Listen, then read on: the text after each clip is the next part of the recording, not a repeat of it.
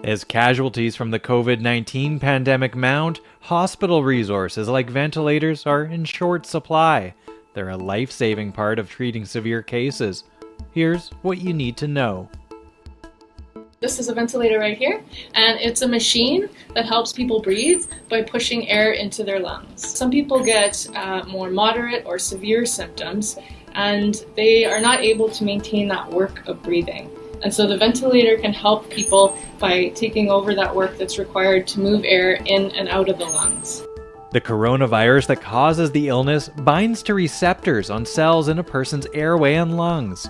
The World Health Organization estimates 80% of people with COVID-19 get better on their own without needing to be treated in hospital. But in severe cases, it's the respiratory system that will struggle to do its job oxygenating a patient's blood, which is where the ventilator comes in. Tanks of medical air and oxygen are mixed at precise levels and pushed down a tube.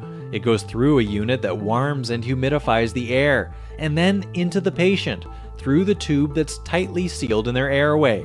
The lungs naturally spring back, pushing the air out through another tube.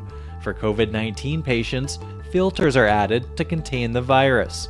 The computer controls the flow and detects the patient's breathing.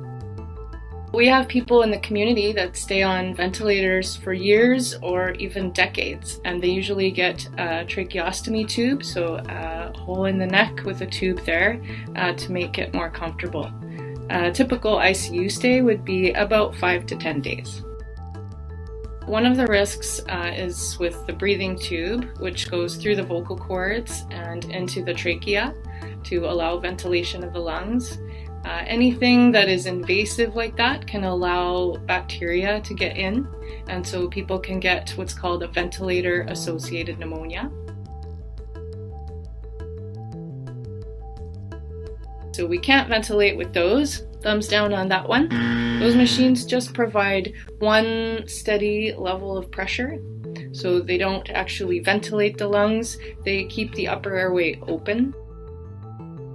Thumbs up on that one. It would be like comparing a sports car to your old clunky commuter car.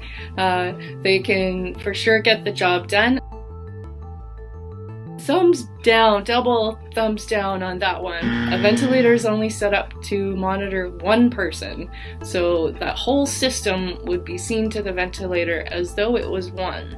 So as long as somebody got some air, the system would work, and it wouldn't know that possibly multiple people were not getting any air.